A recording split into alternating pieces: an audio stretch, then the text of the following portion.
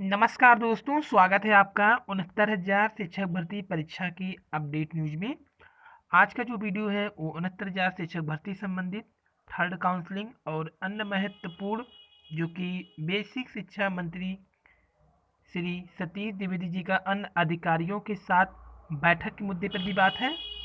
Meeting में 69,000 शिक्षक भर्ती के अंतर्गत जो दिव्यांग अभ्यर्थियों को 4% आरक्षण का लाभ हुआ पिछली भर्ती के, जो कि 69,000 से पहले की भर्ती थी 68,500, उसमें जो 1,350 सीट बची है बैकलॉग की, वो भी 69,000 शिक्षक भर्ती में जोड़ने का जो प्रस्ताव भेजा है उस पर भी मंत्री जी ने चर्चा किया है।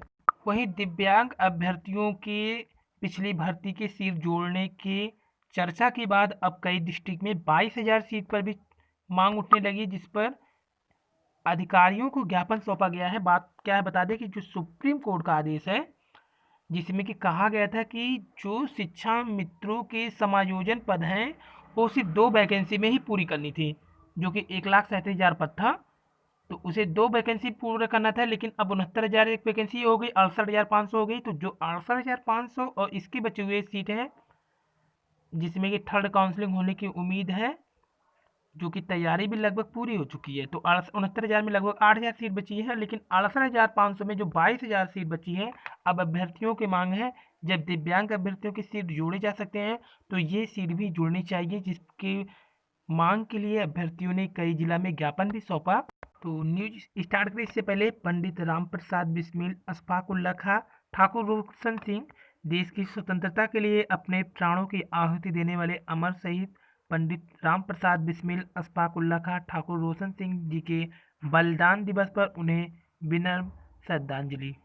तो आज का हेडलाइन जो है न्यूज, बदलाव क्या होगा कि शिक्षकों का अंतर जनपदीय तबादला 3 नहीं अब 5 साल में होगा। ये झटका लगा है शिक्षकों को, 1 नहीं अब 2 साल की सेवा के तबादले का लाभ। हाईकोर्ट के आदेश के क्रम में मूल शासनादेश की शर्तों में हुआ संशोधन।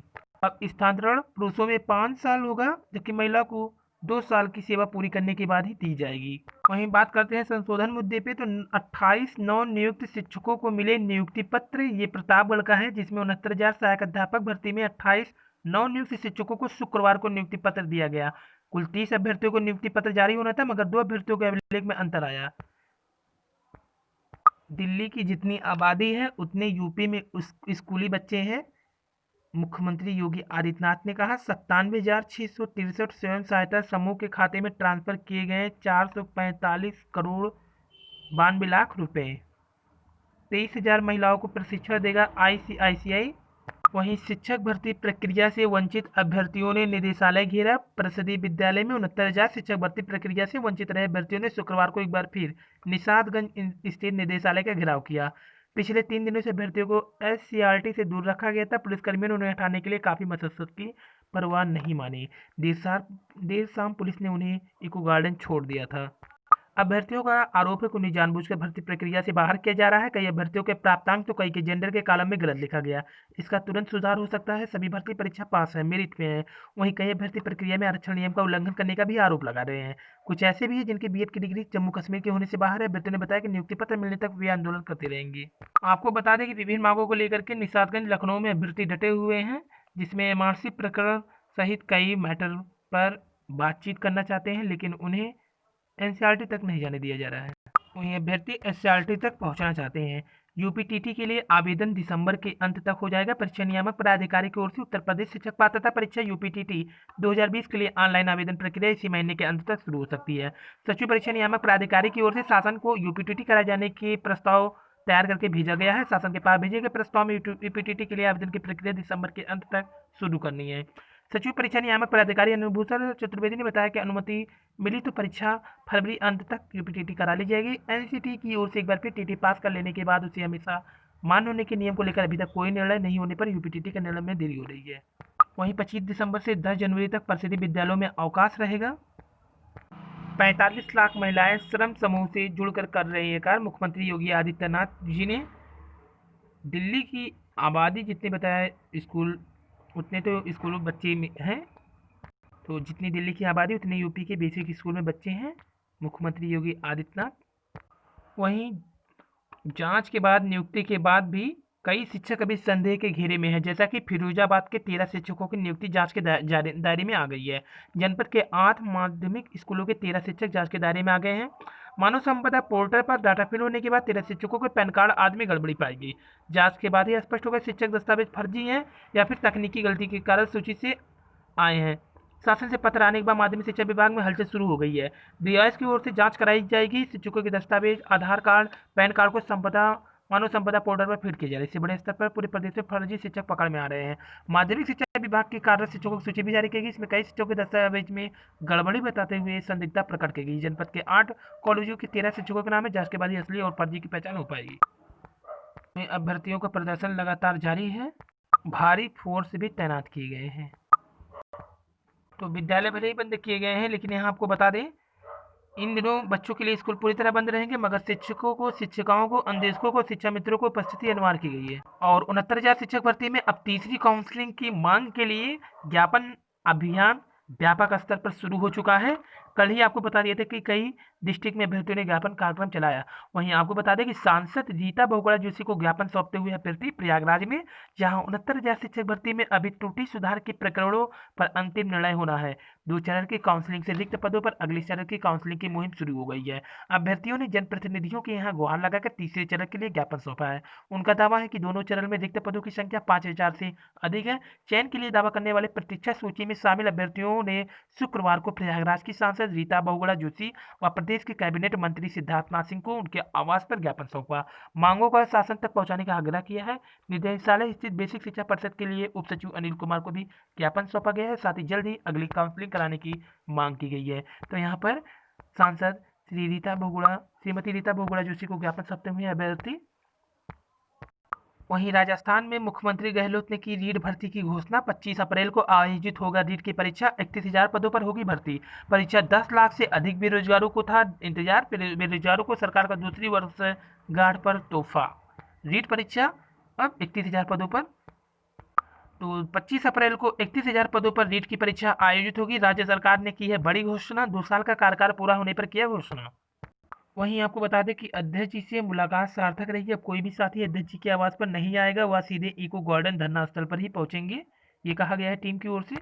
तो आज बीजेपी प्रदेश अध्यक्ष श्री स्वतंत्र देव सिंह जी ने आश्वासन दिया कि सोमवार को सुबह 11 बजे बेसिक शिक्षा मंत्री श्री सतीश द्विवेदी जी से हर हाल में मुलाकात करा देंगे।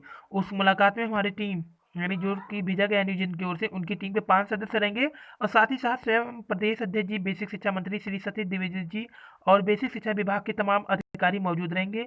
धन्यवाद। तो निदेशालय जो कि घिरे हुए थे। वहीं पीएचडी दाखिले में एससी और ओबीसी का हक मारा। न्यूज़पेपर के अनुसार समाजशास्त्र विभाग में 44 सीटों पर दाखिले के लिए चयनित अभ्यर्थियों की सूची जारी।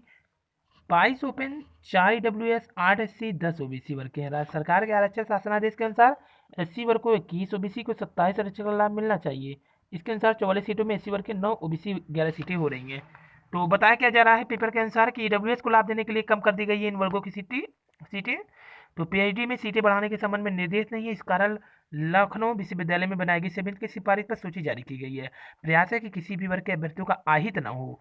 ऐसा हुआ तो इसे देखा जाएगा। डॉक्टर दुर्गेश श्रीवास्तव, प्रवक्ता, लखनऊ विश्वविद्यालय। तो यहाँ पर अभ्यर्थियों का प्रदर्शन चल रहा था, जिसमें पीएचडी के दाखिले के लिए बताया जा रहा है कि एससी और बीसी का हक मारा जा रहा है। ईडब्ल्यूएस को लाभ देने के कारण इन दोनों वर्ग की सीटें कम की गई है, ऐसा बताया जा रहा है न्यूज़पेपर के अनुसार। वहीं बता दें आपको, कार्यालय जिला बेसिक शिक्षा अधिकारी मैनपुर की परिषदीय प्राथमिक विद्यालय में 69,000 अध्यापक भर्ती के अंतर्गत चयनित ऐसे शिक्षा मित्र जो पूर्व में जनपद मैनपुरी में कार्यरत न थे के हाई स्कूल इंटर स्नातक के सत्यापन कार्यालय द्वारा पूर्व में करा लिए गए थे। पूर्व में निर्गत सत्यापन आदेशों के जो वर्तमान करा गए शैक्षिक अभिलेख के सत्यापन के आधार पर वेतन आहरण के आदेश पारित किए जाते हैं। फिर भी यदि किसी भी शैक्षिक शिक्षिका के शैक्षिक प्रमाण पत्र अंक पत्रों के संबंध में कोई प्रतिकूल तथा प्रकाश में आता है तो नियमानुसार कार्रवाई भी की जाएगी। यहाँ पर देखिए, जांच प्रपत्र जबकि काउंसलिंग कराने के बाद जाते हैं, जैसा आपको पता होना चाहिए कि मानव संपदा पर क्या होते हैं अपलोड किए जाते हैं। उसके बाद मिलान जारी रहती है विभागीय कि आपके जो मार्कशीट डॉक्यूमेंट है वो सही है कि नहीं। जैसे शिक्षक का नाम देख लीजिए, यहाँ पर इंद्रेश कुमार लिखा गया है। विद्यालय इनका जो मिला हुआ है यहाँ पर बैजनाथपुर, और यहाँ पे देखिए विकासखंड यहाँ पर मैनपुरी। इनका हाई स्कूल थ्रू यानी सही है, जो डाटा जांच की गई है। इंटर भी सही है, स्नातक भी सही है, प्रशिक्षण भी सही है और टेट भी सही है। तो ऐसे मिलान किया जाता है आपके डॉक्यूमेंट जो आप भरे होंगे फॉर्म में और जो आप लगाए होंगे ओरिजिनल, तो सब मिलान करके क्या होता है फिर आपकी कार्रवाई आगे प्रेषित की जाती है। ये मैंने पूरी के देख लीजिए पूरी। अब यहाँ पर सिग्नेचर करने के बाद इस थ्रू अब जो है आपका वेतन लगेगा। जैसा कि अब तक कुल 48 लोगों का जांच हो चुका है। यहाँ पर देखिए सिग्नेचर भी है विजय प्रताप सिंह, जिला बेसिक शिक्षा अधिकारी मैनपुरी की ओर।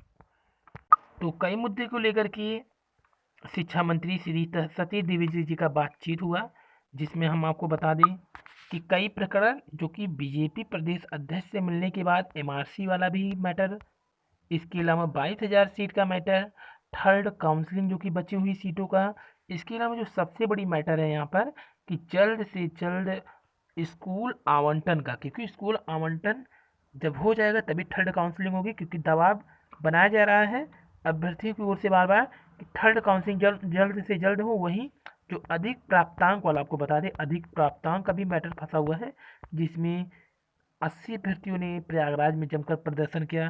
फिर बाद में मंत्री जी के घर का घेराव कर लिया, आवास का घेराव कर लिया था। बाद में आश्वासन दिया कि बीएसए ने जो निरस्त किया है सभी को फिर से शासन स्तर से मंगाकर एक एक निपटारा किया जाएगा। वहीं पे ये भी है कि जिन जिलों में सिग्नेचर नहीं हो रहा वहाँ पे सिग्नेचर कराने का भी कह दिया गया है, क्योंकि कई जिले भी हस्ताक्षर नहीं करा रहे अभ्यर्थियों को जो आवंटन हो चुके हैं। तो ये थी आज की न्यूज़। पसंद आए लाइक सब्सक्राइब शेयर कीजिए। धन्यवाद। Thank you.